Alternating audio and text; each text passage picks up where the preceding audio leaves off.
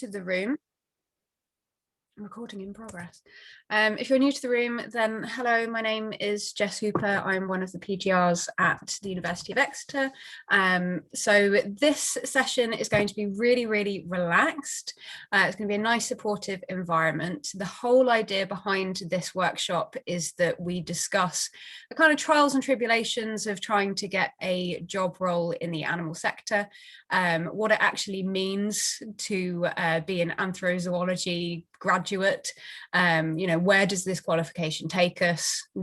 And we're going to just be doing a general Q&A with our own experiences. So my particular role at the moment, as well as doing my PhD part-time, I'm also a lecturer, but my background is predominantly working with primates. So I graduated in 2014 from Oxford Brookes with my master's degree in primate conservation. I've done quite a lot of rehabilitation work with spider monkeys, predominantly in Mexico and South America. Then did some work in zoos, never quite fit in zoos, but still work with them a little bit in my research. And yeah, so it's slightly varied. So I've had experience in different animal sectors. I know how competitive it is here in the UK. And so, yeah, just interested to see what other people's experiences are in slightly different animal sectors as well. So I'm going to introduce you to each of our panelists. Michelle, would you like to start? Sure. I'm Michelle Cetlowski, and I am a PhD candidate at the University of Exeter. So getting very close to the end, seeing the light at the end of the tunnel. And I've been doing my PhD full-time while also working full-time. I am an instructor at Beacon College in Leesburg, Florida, which specializes in students with learning differences and autism spectrum disorder. And then in my spare time, between those two, I also serve as the board chair of a global conservation group based in Colorado called the Katie Adamson Conservation Fund. So I am quite active in conservation around the world, especially as it applies to pachyderms. My research takes me to Nepal quite often, where I work with captive elephants, also interested in wild elephant and especially greater one-horned rhino conservation. Thank you, Michelle. Lisa. Hi, I'm Lisa. I graduated from the Anthrozoology Masters a few years back now. My day job is with Cats Protection, animal welfare organisation in the UK, and my role there is in the learning development, so training for volunteers and employees alike. Thank you. Marika? Hi, I'm Marika Bell. I graduated from University of Exeter now with my master's in anthrozoology in 2016. And before that, I worked at zoos a little, big cats mostly, and then I started a business dog training. I've worked as a dog trainer. I had my business down in New Zealand, and then I moved up to Washington, D.C. and was the director for behavior and rehoming at the Washington Humane Society there for a couple of years. I then moved to the UK while I was getting my master's degree and started a animal sanctuary while I was there for sheep. And we also did hedgehog rehabilitation and foster and release. And then moving back here to Seattle, I took a position on the board at a local animal shelter, Homeward Pet Adoption Center in Woodinville. And I was the president of the board last year. This year I'm the past president, so more of a mentor position, still on the board, plan to be for a few years. Very nice. And Sorrel. Hello, thanks for having me. Yeah, so my name's Sorrel, and currently I'm an animal carer and team leader at the Retreat Animal Sanctuary in Kent. Mainly takes in farm animals which were ex-pets, or maybe they're retired or disabled, so they weren't any use to the industry. So I'm predominantly responsible for the care of 14 goats, 13 cows, 74 sheep, and approximately 150 pigs. I couldn't tell you exactly how many we have. And the responsibilities include feeding, weight management, health checks, treatments for wounds and illnesses, routine worming, cleaning and maintenance, and of course cuddles and positive interaction. As my bio on the social media page says, help with fundraising, and I speak with the public about the animals and tell them their background stories and how they came to be at the sanctuary, which usually involves a little bit about the industry and kind of promoting veganism. And yeah, I graduated from the MA in 2018. So it's been a couple of years, but I've pretty much been at the sanctuary since then, and I absolutely love it. And I'm so lucky to have a job there. It's my first kind of permanent animal job. I used to work temporarily in an animal hospital. So yeah, that's basically it. Thank you very much. Okay, so I think it's quite obvious that we have a lot of varied kind of career options, and most of us haven't just stuck to one particular role or one particular sector. And that generally, in my experience at least, that tends to be the way with entering into animal careers. It's not necessarily that you're going to be a zookeeper your whole life, or you're going to be working in the animal charity sector your whole life. You might switch from one role to the other and have more of an administrative role or more of a hands-on caring role. So that leads me to my first question, and I'm just going to ask someone, don't mind who, to volunteer. How has anthrozoology impacted your practice? How have you applied anthrozoology? Go ahead, Marika. I think anthrozoology changed my practice to be more of an advocate for animals than just a carer of animals. The more I learned about what's going on in the one world issues, and I started eating less meat. I started advocating eating less meat, and as a member of the board for a animal shelter, which primarily is about rescuing dogs and cats, I have been pushing more for us to recognize all animals as valuable, and pushing for vegetarian and vegan options during events, which is a really interesting thing because I had never even thought about it before, but people eating meat at an animal welfare event always just seemed very strange once I thought about it. And so it changed my perspective on how I approach pretty much everything to do with animal welfare. Yeah, I completely, yeah, I get that. I remember seeing the University of Exeter, I think it was, they'd posted something, it's before I joined, and they posted something on social media about one of their events, and it was an all vegan event. And I just thought, how wonderful, like how absolutely wonderful. But yeah, it's been really difficult for me to kind of voice those concerns where I teach, because it's an agricultural land-based college. So many of the courses are actually to do with utilizing animals in a way that I wouldn't advocate for. So yeah, it can be difficult to be teaching anthrozoology in an environment that fundamentally relies on the exploitation of animals. And that can be a difficult discussion to navigate. Found it interesting when I was teaching at the Veterinary Technology College that it was very much focused exclusively on biology and treating physical care of the animal, and there was no application of human-animal bond studies really in any way, and I found that disturbing. And so that was one of the roles at that college, was incorporating some human-animal bond and human or some animal emotion studies into that very biologically based program. And how have you found it working with animals yourself, Michelle, whether it's through your research or otherwise? How has anthrozoology informed your career to date? It's been very interesting because as I've done my research, I have found that I have become more and more of an advocate, as opposed to Coming from a biology background, I went into my studies thinking I have to remain very objective and I have to present the facts.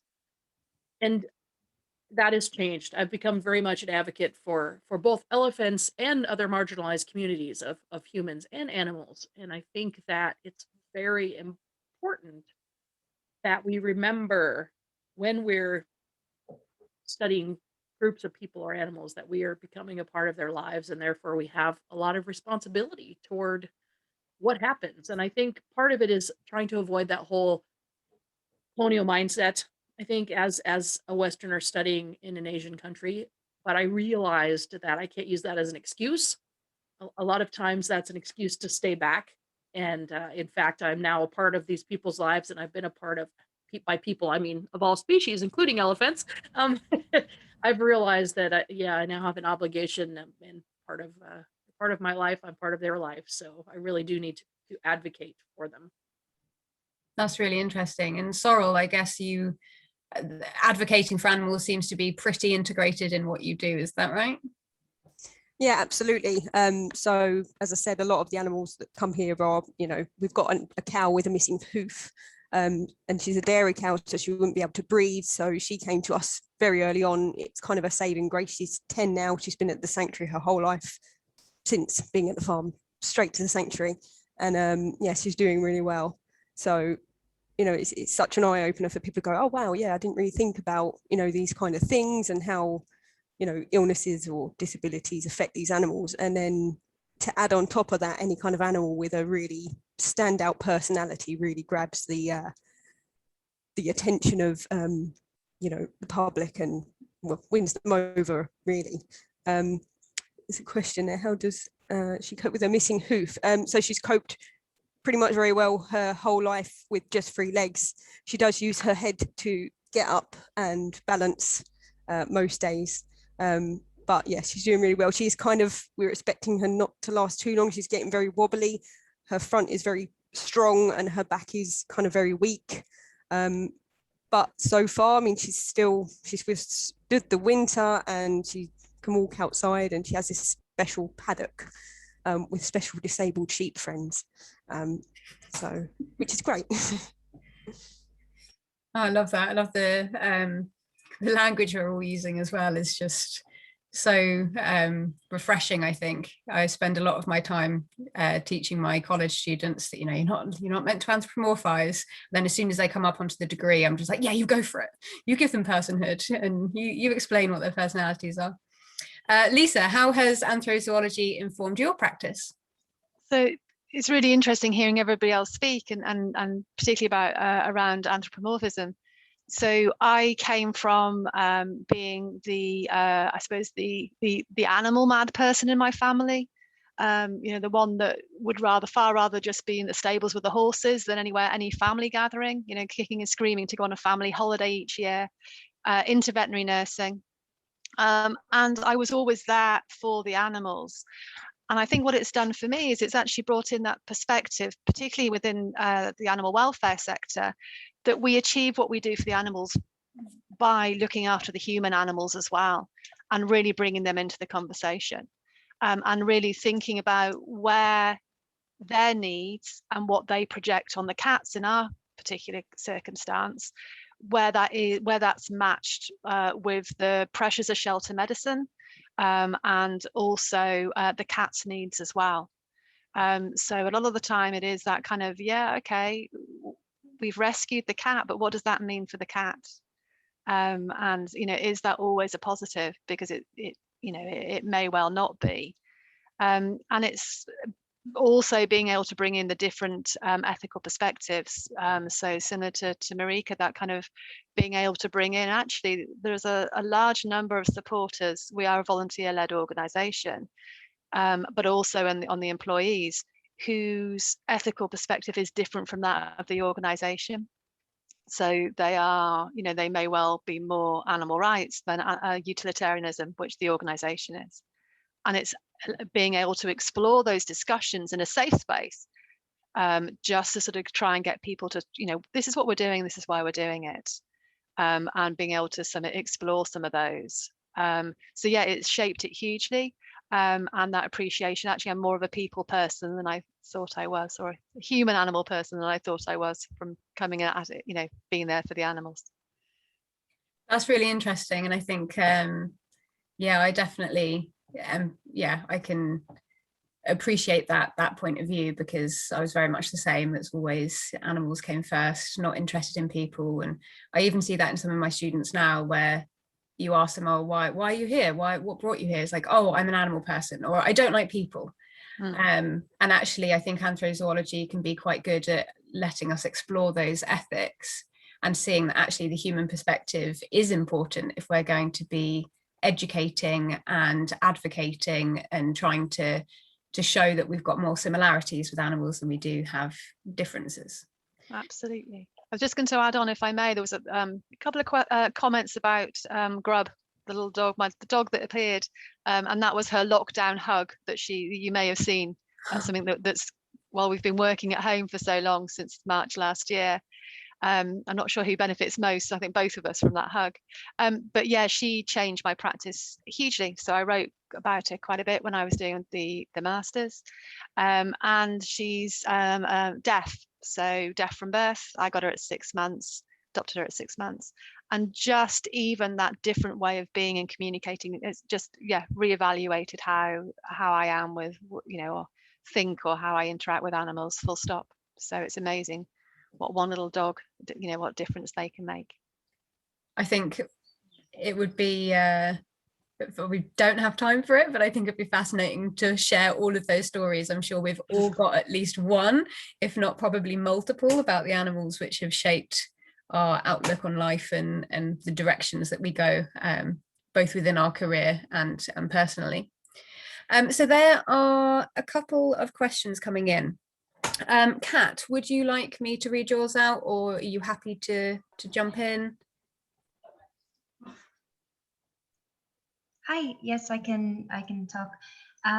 Basically, I'm finishing my master's degree now, and through my master's degree, I've done 2 research projects, and I'm still getting the same every time I go for jobs and other PhDs and things like that.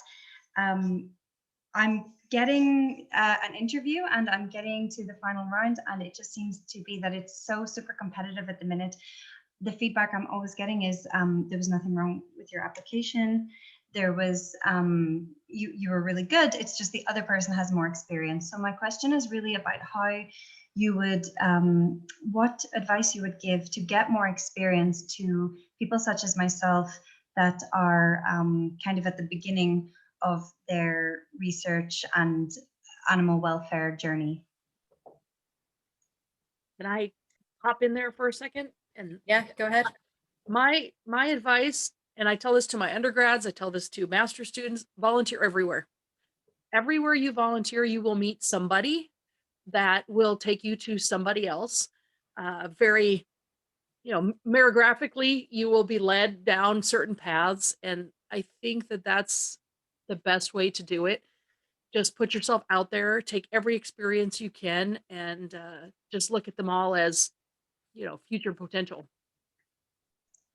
Yeah, I mean, I would definitely second that. My first ever paid animal position came because I did volunteering at my zoo, and it was really boring, and it was just stood in the cold for hours and hours and hours telling people not to feed the lemurs. But that got me chatting to the zookeepers. That then opened up opportunities for me to do a research project there. The research project involved more hours of standing, watching animals sleep, and documenting how often they slept, which was a lot.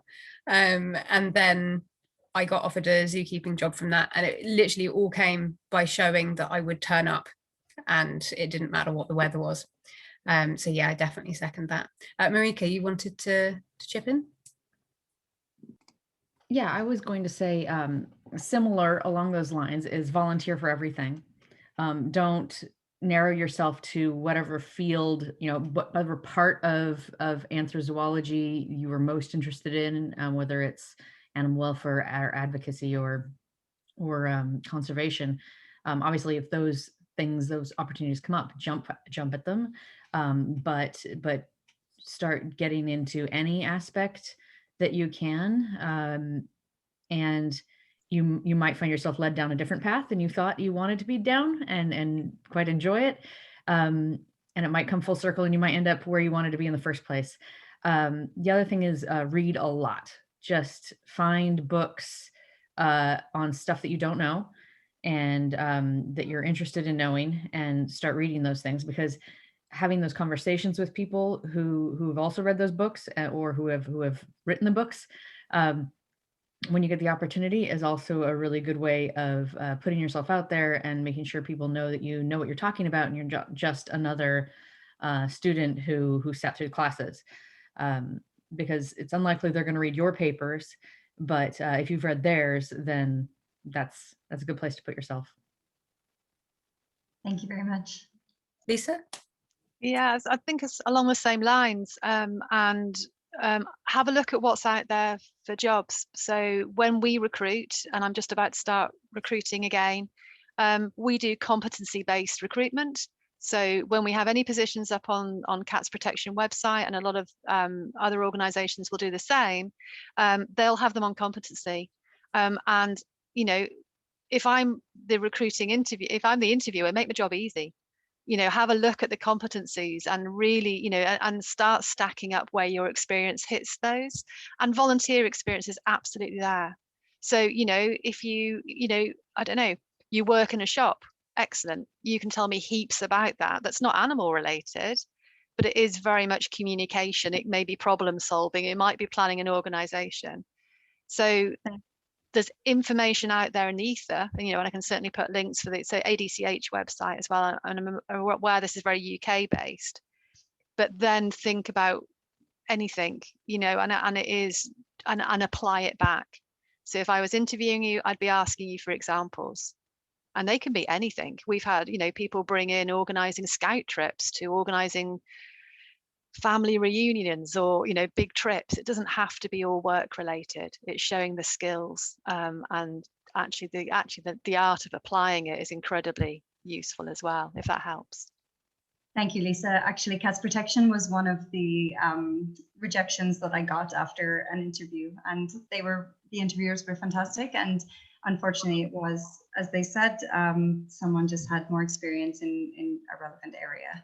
So this is the frustration. I feel like I'm doing a lot of those things that you're saying, but at the end of the day, someone with, you know, at this level, it's very difficult to get the foot in the door. And as much as I completely agree with the volunteer advice, during a pandemic, all the shelters that I know, I have volunteered at shelters, no one is taking volunteers at the minute. So it's very frustrating.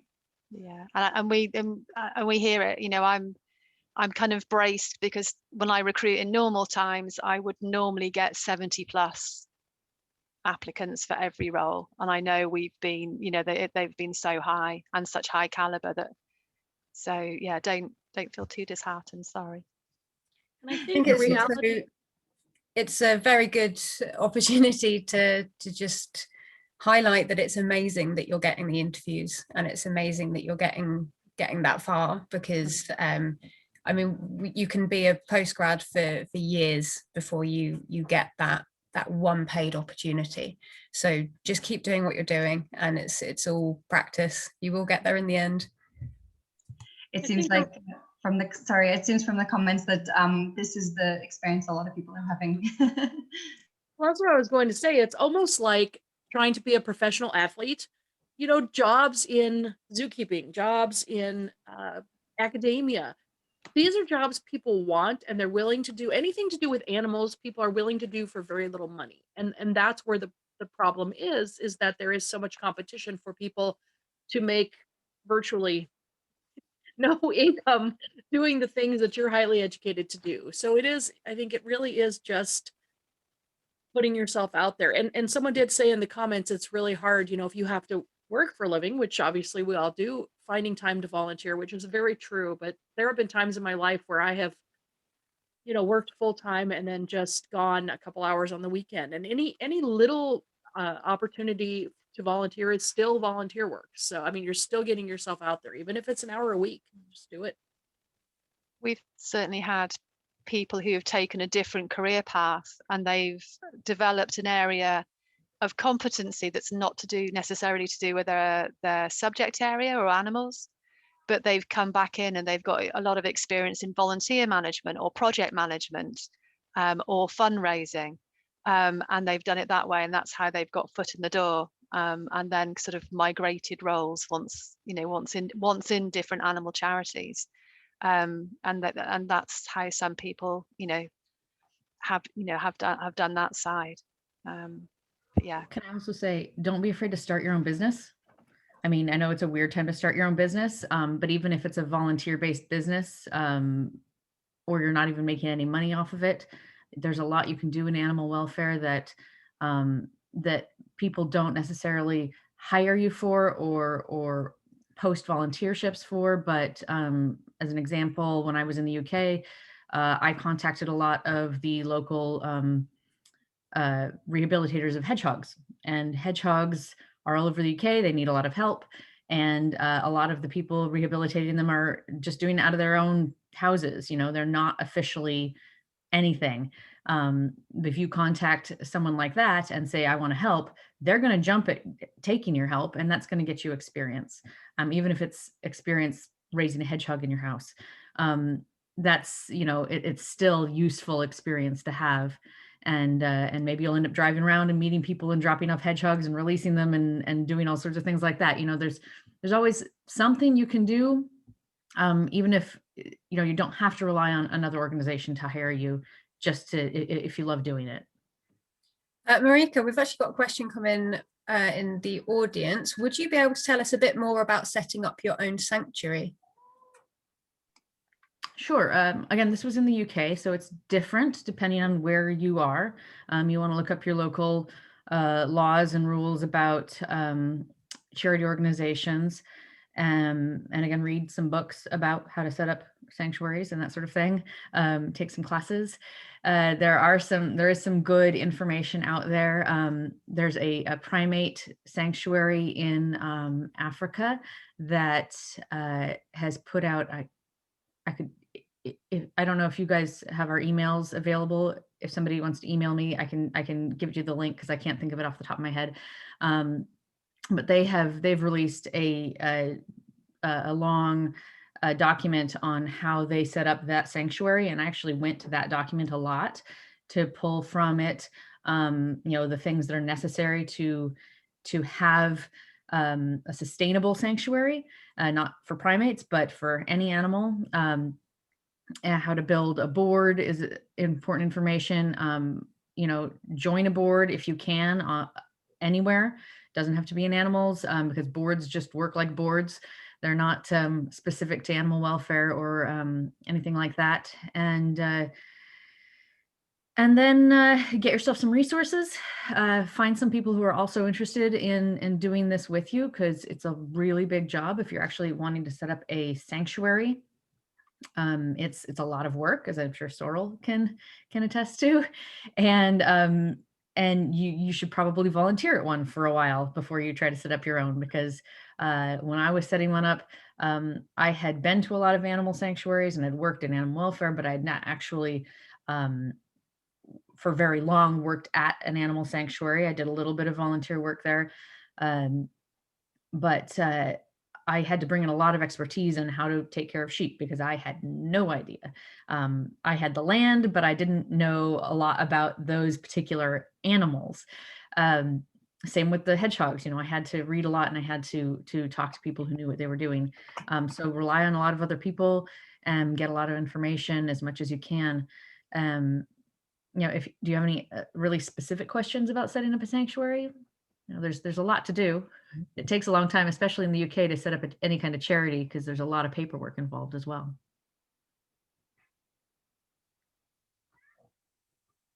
I think we'll wait for those questions to come in. There's a couple of questions here related to conservation. Michelle, how would you recommend someone gets into conservation? Where do you start? You've got your degree, now what? You get lucky. Again, it's all about meeting people. I mean, I never would have gone to Nepal if I hadn't I was volunteering. I taught in the education department. I volunteered in the pachyderm department. Somebody introduced me to somebody else who said you should go to Nepal because you like pachyderms, and that was in 2012. And now I just keep going back. I got connected to the conservation group. But it is really difficult, and it's really difficult because there are not a lot of paid jobs in conservation, sadly. So unless you can get hooked up with a research university, it is rather difficult. And I feel like the work that's getting done is getting done through smaller groups, and people are paying their own way to go get involved with conservation. So it is kind of it's a tricky business. I mean, I think a lot of it is about getting lucky and just meeting the right people. But there are a lot of small conservation groups that if you reach out to them, they have opportunities. Like my group, we send interns to everywhere. We have interns in Costa Rica, we've got interns in Nepal, and sometimes it's just a matter of contacting some smaller local groups and saying, hey, I really want to do this. Do you have a couple $1,000 you can throw my way and help me get started? Yeah, I mean, conservation is tricky. But I think networking is so key, isn't it? I think, yeah. It is. It does take me back to Luca had asked a question earlier about balancing that knowledge that you have in your degree and going to visit other cultures without perpetuating colonialism, and how to find that balance once you're aware of colonialism. And then that throws a whole nother wrench in the works, because I think a lot of young people especially go trotting off to other countries to save animals without taking into consideration, different cultural attitudes toward animals. But I found that the easiest way to get around that is by, first of all, being open-minded. A lot of us go into situations thinking something is wrong and going to fix it. And instead, we need to go into situations more of a relational approach and say, I'm here. This is what I care about. What do you want me to do? And that's how I got involved in Nepal, is by going over and saying, you're working on conservation. What can I do to help you? I see you are working in conservation in another country. What can I do to help you? So rather than going in with this attitude of doing conservation, go in with the attitude of helping someone there, who's helping a local person do conservation. I don't know if that helps. I think that's a really insightful way of looking at it. Yeah, and I think that's also really important for anthrozoology, isn't it? It's understanding that it's not black and white. Just because we have certain experience of how, animal welfare should be conducted or whatever in our countries, doesn't mean that we should have the same expectations elsewhere. Lucia, you have your hand raised. Would you like to ask a question? Yeah, I just wanted to give an example for that, what I'm thinking about doing after my master's, and asking whether Michelle would deem that the right balance. So I as I've said before, I've done an internship in Morocco studying free-ranging dogs, and I've contact now with an animal association that works there and does TNVR programs and adoption of animals that can never be released again. And I'm thinking about working together with them, going over there again, volunteering, and at the same time trying to work out a program that local teachers can implement in primary schools on TNVR. I think that's a huge part of it, is the education side of things, because the kids are the ones that are going to change the world.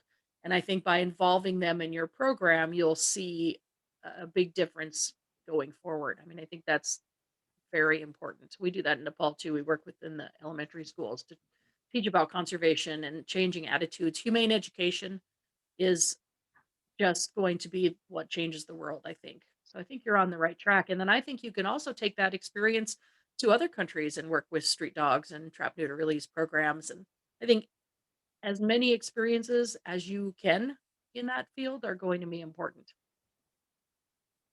That's a really good point. I think it's also worth noting that that does link with getting that voluntary experience, doesn't it? And having that additional thing to have on your CV. Could you contact local schools and volunteer to put on some workshops or some talks?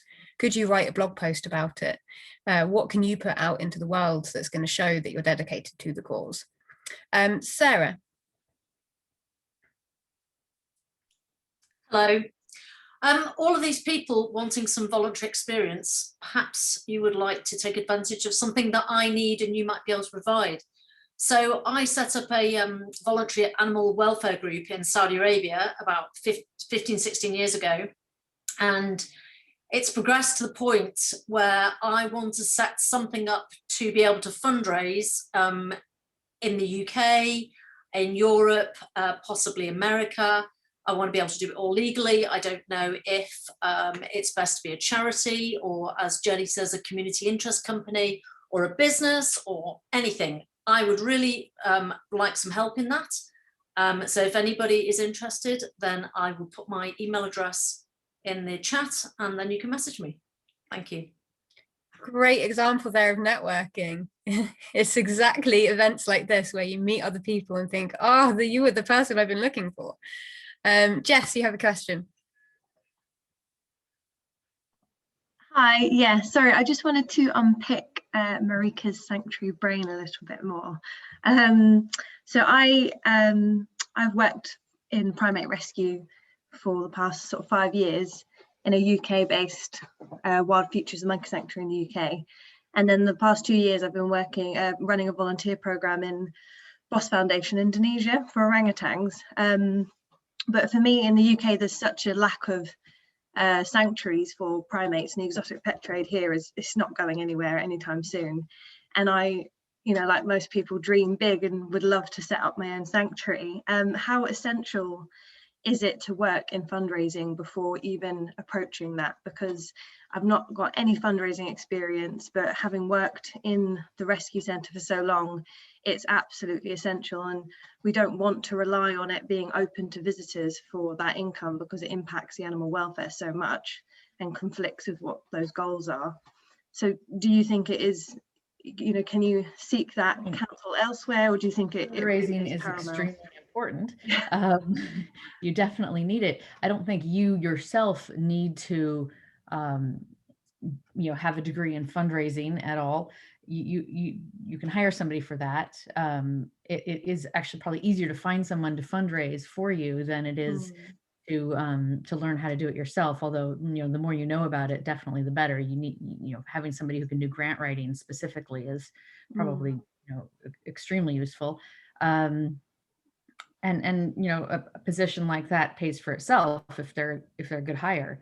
So yes, it's very important, but I don't think it's the most important thing for you to do. If you are planning on running the sanctuary, then the most important thing for you to do is to become a really good manager. And I think that's one thing that I have really changed a lot in my animal, you know, industry journey, working in lots of different areas, is you know, the most impactful you can be is to be a good leader, because that helps everyone else who is working for you and with you to also do fantastic at their jobs. You know, they can't do their jobs well if they don't have someone to bounce ideas off of and to organize things for them, to do professional development. All of that's really important within an organization. And if you're going to run that organization, then again, read lots of books about running organizations. And if you haven't already, and get a really good mentor as well. You know, just because you're running the organization, if you're the head of that organization, you should definitely have a mentor to help you, you know, whether it's an executive director mentor or a mentor in the industry. It doesn't really have to be a mentor in the animal welfare industry. If you're leading, what you need is a mentor in leadership. And that can just really be helpful to have someone for you to bounce ideas off of. Because if you're at the top of that organization, then you're going to feel a little bit alone up there. Mm. And having an excellent board, if you do decide to have a board of directors or a board of trustees, can be very useful for that. But ultimately, somebody outside the organization who doesn't have any kind of a hand in it, you know, is someone who can be very, very helpful to you. So I would say go learn more from the leadership aspect of it, and leave the fundraising to someone who really is good with fundraising, because that does take a certain personality. Well, so does leadership, but I think that fundraising even more so. So find somebody who's a really good fundraiser and get them on board. Okay, thank you. Mm-hmm. Lisa, would you be able to just give a bit of an overview as to what you've put in the chat there about the animal welfare establishment licensing? I think that might be relevant here.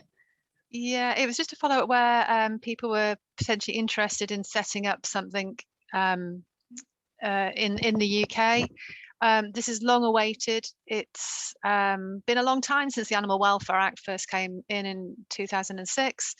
The intention was always for secondary legislation to sit underneath it.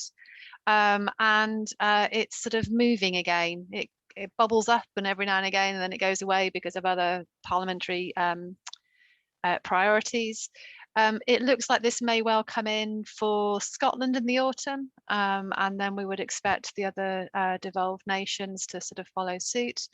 And it is similar to what is already in place for commercial boarding facilities. It has been a long concern about the proliferation of shelters and sanctuaries that are kind of not visible to people, and welfare concerns that go with them.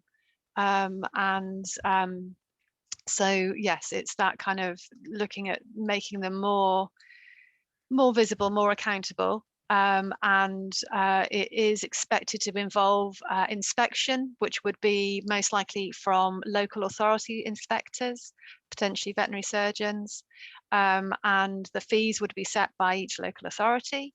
There are happy to sort of, if people want the sort of the draft regs to have a look at, or you know, or any of the headings from it. There's just a lot of sort of shaping trying to go on at the moment as to influence of part of that. But yeah, it will be very, very detailed in terms of even down to sort of size for us, for pen dimensions. What are the size, and but also to staffing and training for people as well. So it could have a big impact. That seems like it's a really good thing, but I can also imagine that could be quite challenging for some of the smaller sanctuaries and rescue centres that maybe don't have the funds to then meet those expectations. Yeah, so I think some of the larger organisations, so certainly for where we are with companion animals, the Association of Dogs and Cats Homes is looking to sort of what support can we give to smaller charities. So I'm very lucky. I work in a learning and development team, but what support resources may we be able to help where people, to sort of provide that training, for other organisations where it may be one person.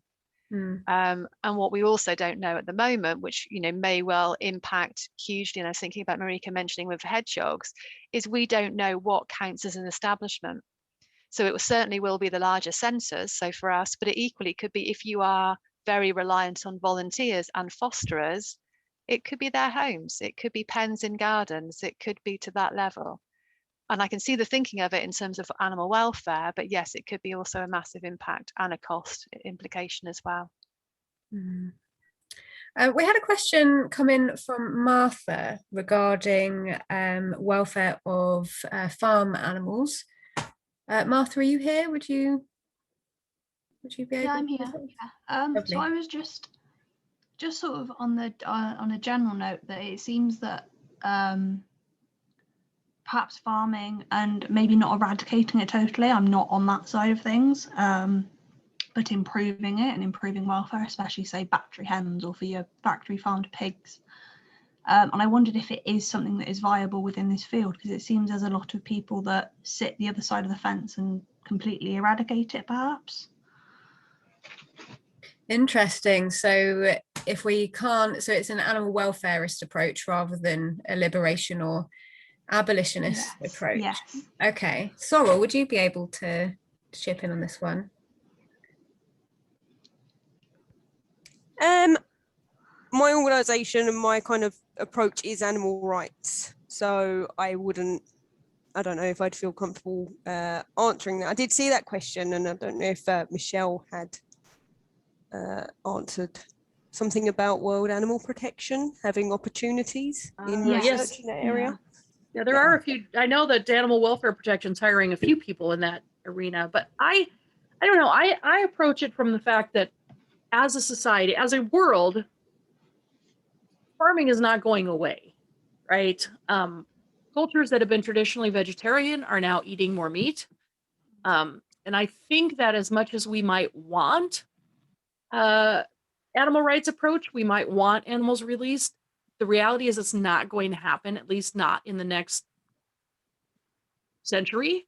And so I think we really need to have people focused on creating better welfare for these animals, understanding, just like we understand we can't release all the killer whales in captivity to the ocean because they wouldn't survive. We have to sort of accept that as a culture, we have a lot of meat eaters and it's not going to change. And I think that there is a lot of room in anthrozoology for people who want to focus on creating better lives for farmed animals. I think very much so. That's reassuring. Thank you, Michelle. I could chime in too here. I think that one of the areas that could really use a lot of work there is just, at least in the United States, is the ag-gag areas. So there's a lot of situations where the general public just doesn't know what's happening. Here poultry is not included in the laws that mean you have to treat animals in farms humanely. It's recommended, but it isn't enforced. And there are no actual rules as to how to treat chickens or any kind of poultry in farms. And I think the more the public knows about these things, again, I think Michelle's right. People are not going to stop eating meat altogether anytime soon.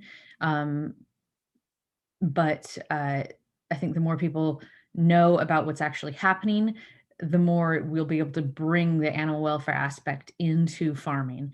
But that's going to be a lot of advocacy, public education, right? And really working on the law side of things. I think getting involved with animal rights lawyers and animal welfare lawyers is going to be really, really, really one of the most important things to helping the farm animals receive better animal welfare, not just that animal welfare could exist, that practices are available, but people have to be made to use those practices, and that's not going to happen if the public doesn't know what's already going on. That's a really good point, and let's use that as a springboard then. So if we want to have more transparency with what's actually happening in these types of industries, it's just reminded me of a question that came in, I think it was Beth, maybe, about, yes, it was, about wanting to pursue a career in the animal rights sector. Where do we go academically? So in the UK, does anyone know of any master's programs, or how would one get into animal rights more broadly?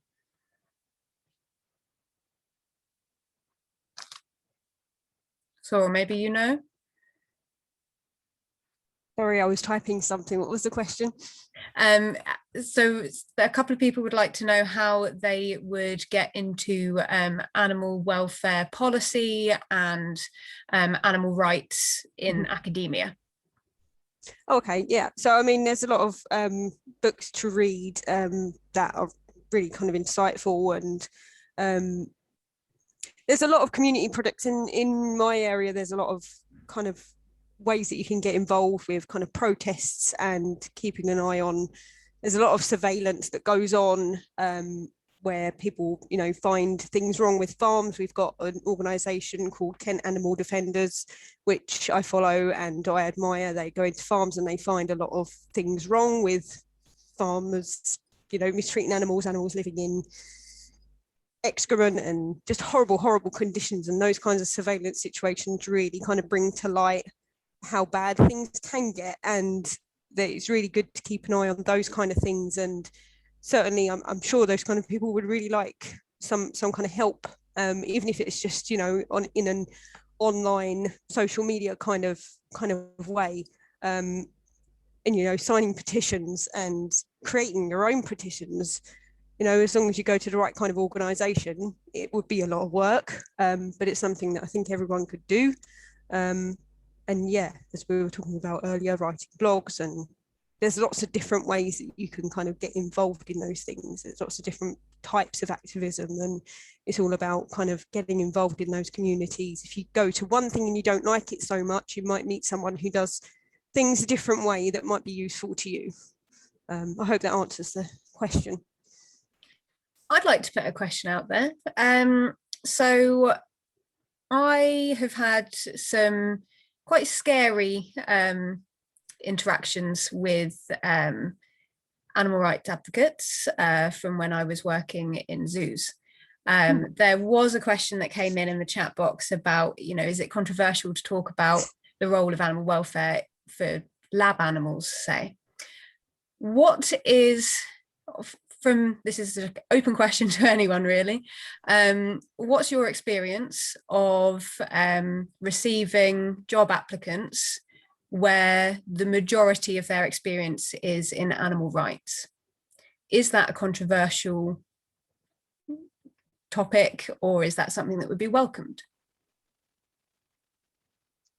Does anyone even have experience of that, I guess? Yeah, happy to comment if that helps. And it is conversations that we've had, or I've had with my team. Partly as a result of going through the masters, when I joined Cats Protection, I was vegan, and my team of 3 were all vegetarian, and then with 18 months they'd all gone vegan as well, which was, I didn't come in and preach, it was there, but there were then conversations about how their newfound feelings and how that affected where, you know, the policies within and ways of working within the organization that are animal welfare, they are utilitarian, and where that conflict was. So it was absolutely a conversation with them about these are the policies, this is the organization working, it's animal welfare, and how do we deal with that? Would it put me off on somebody's application? Not necessarily, but I would be then questioning how whether their own belief, whether that would be comfortable for them in terms of being able to promote the organizational policies, even if they were potentially against their own beliefs, if that helps. Could I just, going on the opposite then, if someone, all of their experience was working as, say, an animal technician in a lab, how would you interpret that type of experience? I would, on the competency base, I have interviewed previously people who have, that's been their background. That's, and they and very wide experiences in terms of that. For me, with the role that we have in learning and development, it's the teaching skills, it's the people skills, the communication. Because the cat stuff I can teach them. If I can't teach them that, I'm really in the wrong job. So it's that kind of thing, isn't it? You if you're employed, you're expected to line up with policies. So yeah, as a manager, it would be problematic if someone then wasn't, if they were in post. And we had a few issues in definitely questions that came up. Our organization, when I came into about 3 years ago, had been having quite a lot of discord among the staff, clinic versus animal behavior versus caregivers in terms of euthanasia policies, because animal welfare, occasionally you do need to euthanize.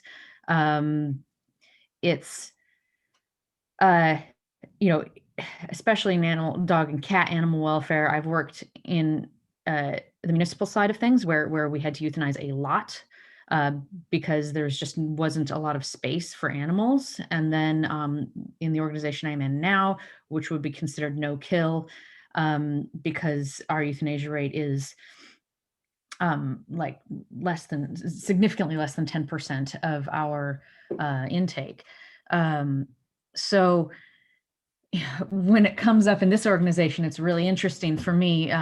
We've maybe euthanized 2 animals in an entire year, which, and every time it comes up as a question, there's a lot of big feelings on both sides of things, from people who feel that we should never ever euthanize and every single step should be taken in order not to euthanize, to those that feel that, you know, the animal is going to be either a significant danger or a significant insignificant pain for the rest of their life, that it's the right thing to do to euthanize, and you know, having to come up with a series of you know, like a tree chart as to if, what, then, when types of things for when we decide when euthanasia is appropriate has been very helpful, and having those conversations be very, very open. But you know, there are still people, volunteers in particular, who, because they aren't involved in that decision making at all, become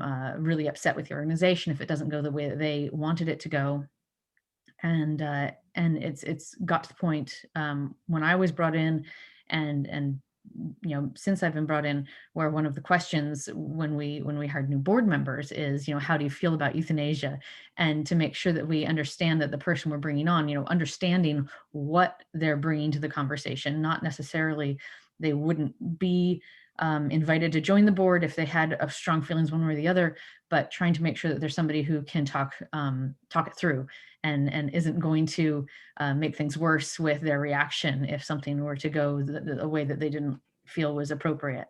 So I think a lot of it is just making sure that that you can talk to the people that you are working with, because if you can't, it can be a really bad situation. Again, 1 or 2 animals a year, and it makes it's a huge deal for this organization. And when I worked in municipal shelters, you know, it could be 20 animals in a night. You know, so it's for me, it's really mind-blowing to see the difference in organizations and what is what would be considered sort of normal and not okay, but the way it is in some organizations, and then something totally different in another. Was a very interesting aspect, and something that everybody will probably have to deal with if they're in any kind of animal welfare. Yeah, and I think you've highlighted again there the importance of having that appreciation of human-animal interactions, and how we can't view anything really as being is binary. It's not as simple as, oh, it's wrong to put an animal down, or it's necessary. And it also depends who you're talking to. So having those that understanding of the nuances involved in those decisions is really important. Angela, you wanted to contribute? Yeah, I was just going to come in for a second and go back to the idea of the cross-pollination and the possibilities of that between animal rights and animal activism. I'm definitely on or animal rights and animal welfare rather, because I'm definitely on the animal welfare end of that spectrum. I work in zoos and aquariums, and my grandparents both had farms, so I've been exposed to that community as well. I think there is room for some cross-pollination there. I think zoos have shown that, in that they've worked in the last few years with the Humane Society of the United States, which has been a traditional animal activist organization, to try to listen to what they want and try to meet different people's needs. And I can just say from my own experience, I also did a documentary, and we included some animal rights footage. And I met with the president of Animal Defenders International, which is an animal rights organization, which doesn't really believe in animals in captivity at all. But we got together and had a conversation, and she said, you know what, I'm not a fan of zoos, but I understand, like Michelle was saying earlier, that zoos are not going away, and I want the animals there to have the best lives that they can have. And I agree 100% with what you're trying to do in this, with your efforts here. I agree with you. So I'm happy to give you some of the footage that I have that you can use free in your documentary, because I believe in what you're trying to do. And so I think those kind of constructive conversations are really important, because if you come in as an animal activist saying, I think you're totally wrong and unethical in what you do, and I don't support anything that you do, then we're not gonna, I can't take on your opinion then and help to get your goals done, because you've just told me that I'm an unethical person. So I think, you know, we were talking about earlier, it's all about human relationships, and it is. We can get a lot more accomplished if we're kind to one another and trying to see each other's points of view and not downplaying everybody else, and just saying, you know what, I don't 100% agree with you on this, but I can see where you're coming from. And I think you've got some good points. I think animal rights actually does have a role in the zoo world, because I think if it wasn't for people pushing us to do better, it's easy to not do better. So I think there's a role for all of us, but I think we get more accomplished when we work together. I think that's a really lovely positive note to have on to that. And yeah, I completely agree.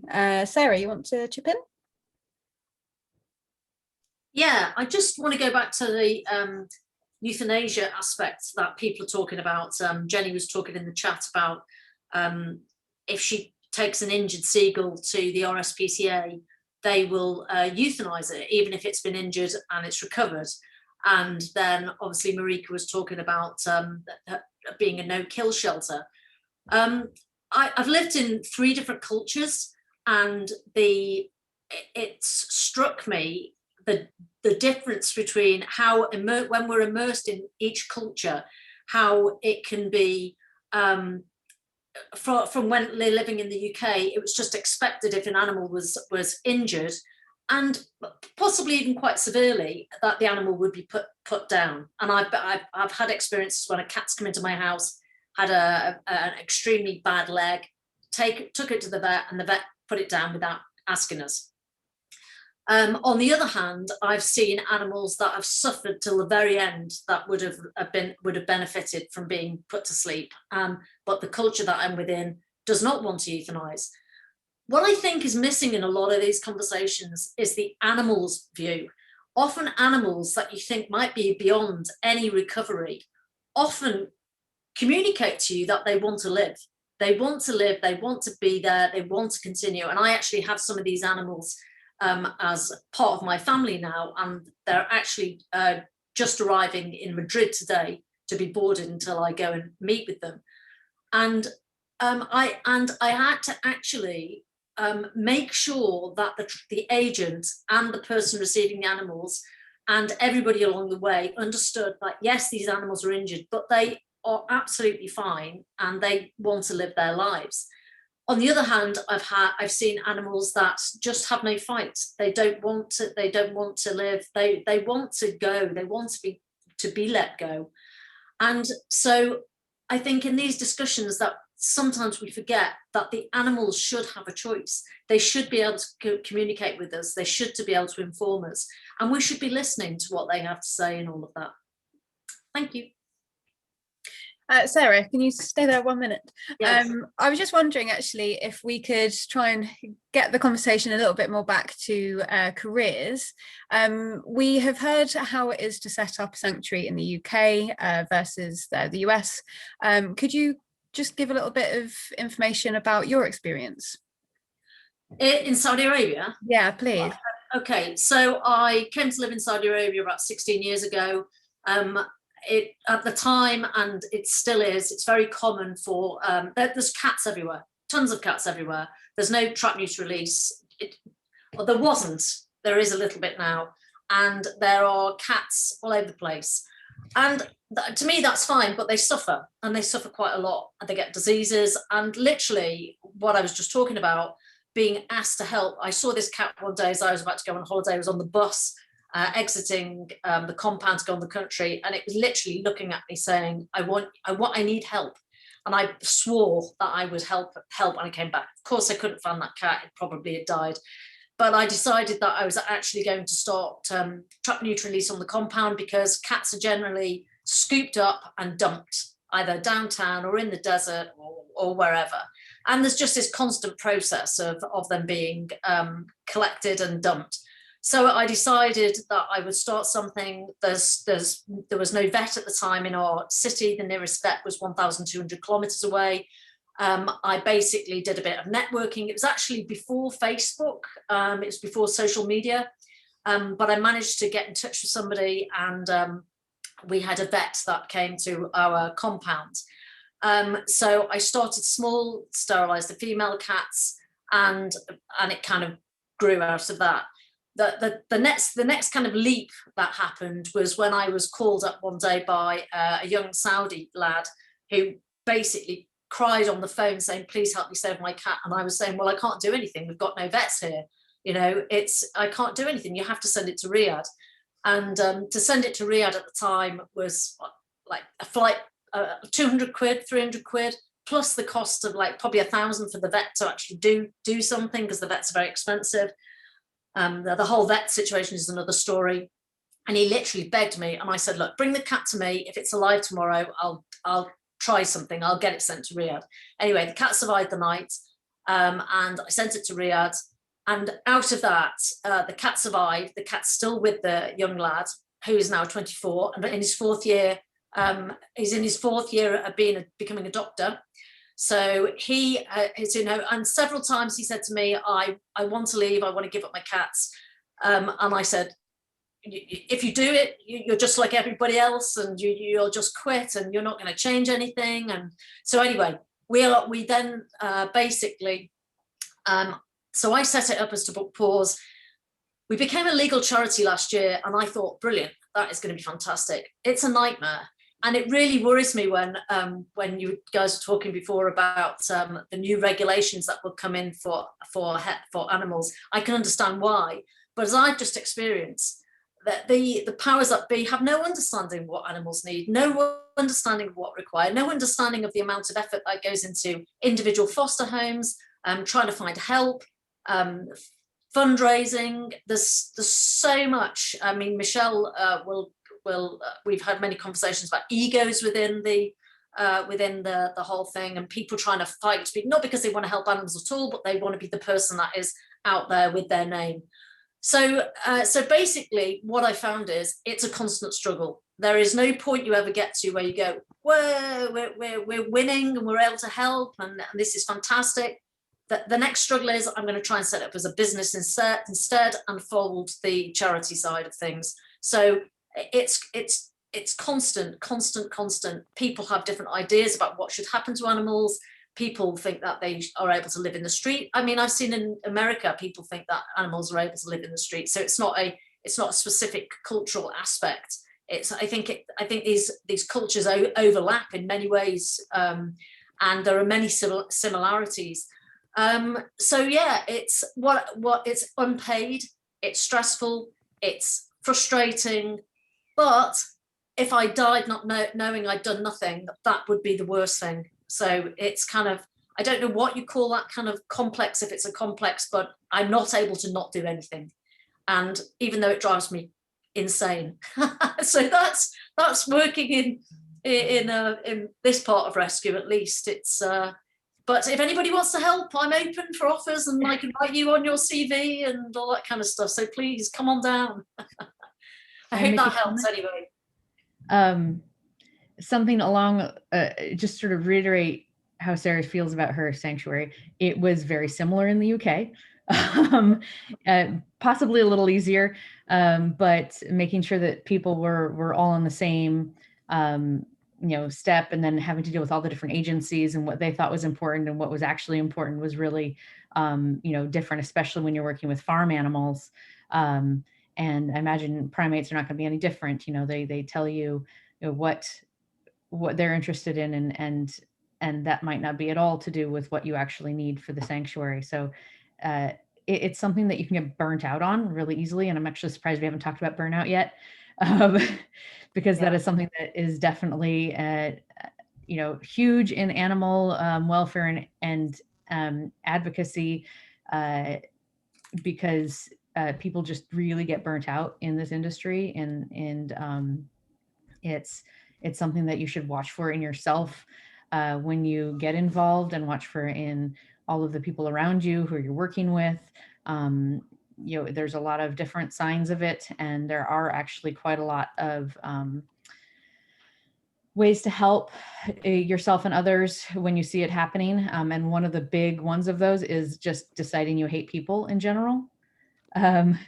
If you hear about people who really dislike other people and they're in animal welfare, that's usually a really big red flag that they are doing a lot, and that they need a break. I think that's just something to really keep in mind, because there are resources out there for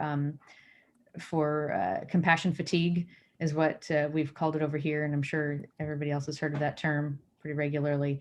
I know that HSUS has a few seminars that they teach on how to deal with compassion fatigue. If you haven't taken those, they're awesome.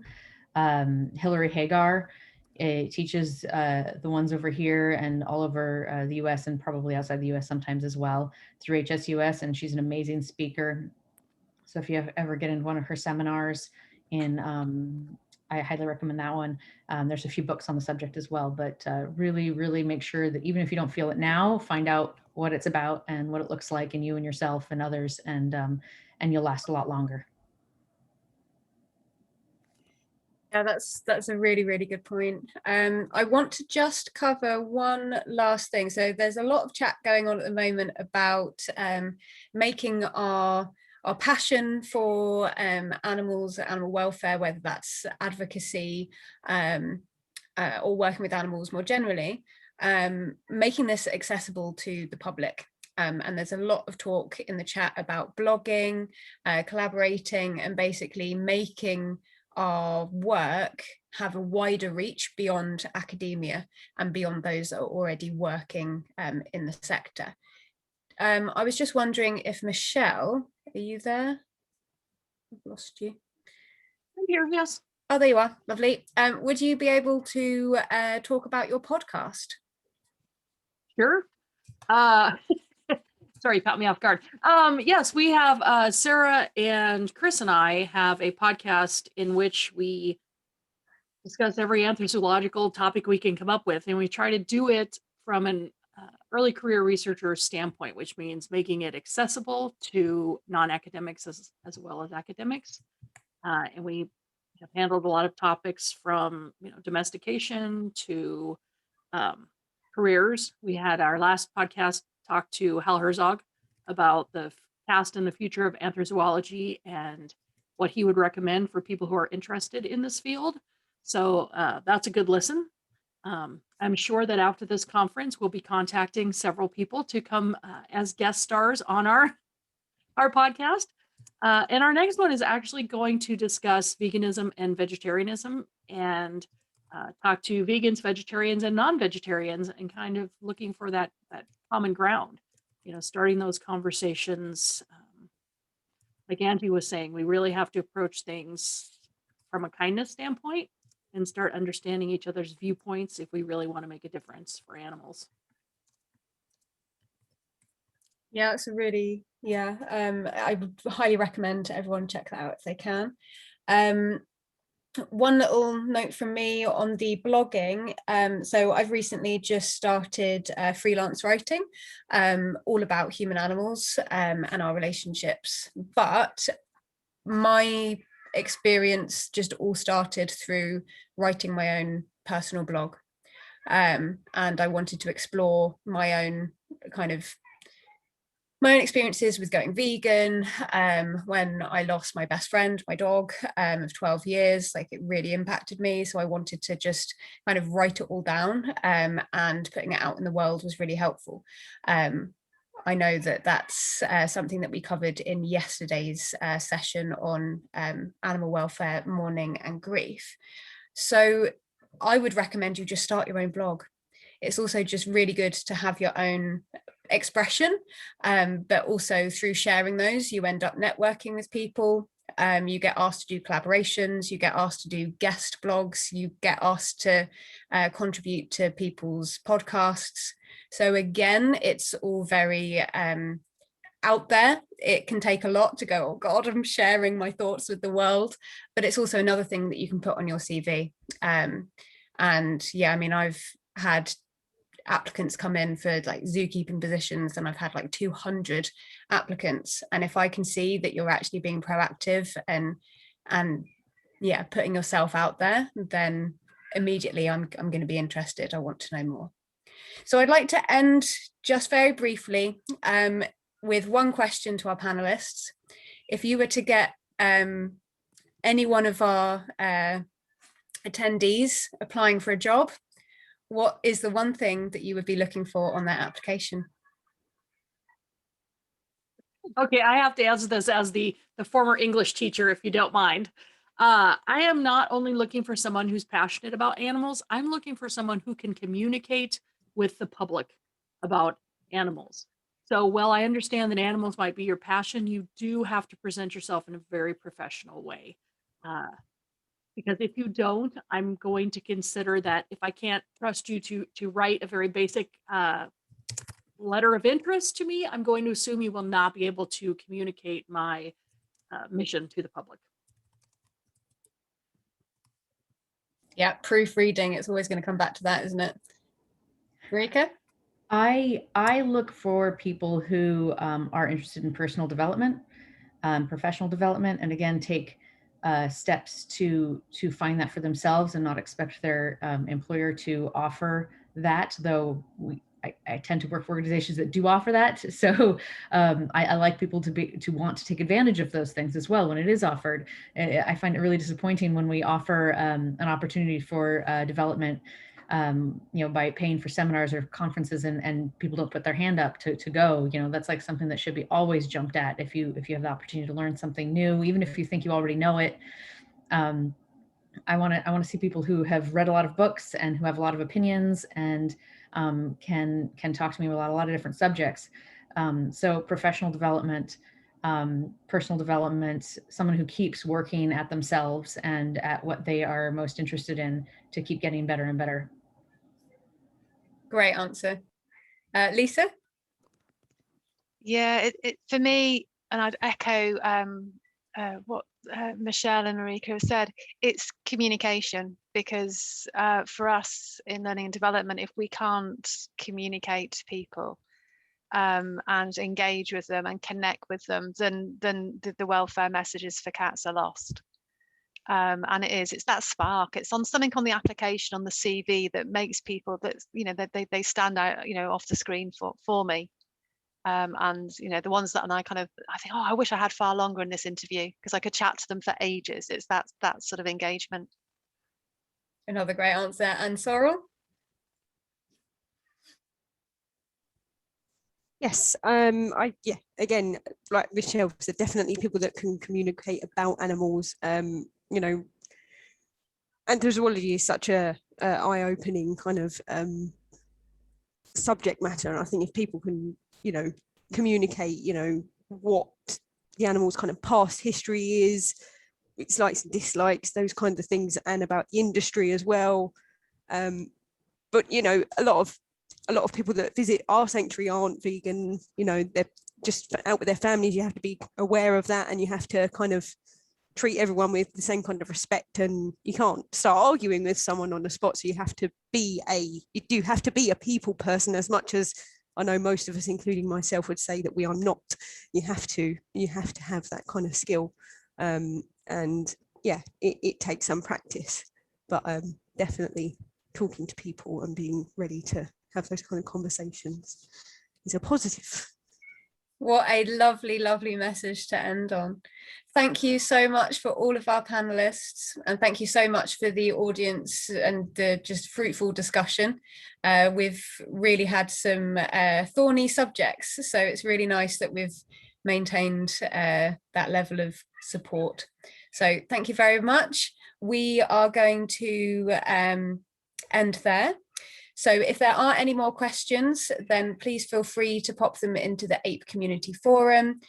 We will also be populating basically anything that's getting lost in the chat box. We're going to try and save it at a later date. So yeah, and we of course will be in contact with sharing the recordings as well. But thank you very much, and we'll see you in the next session.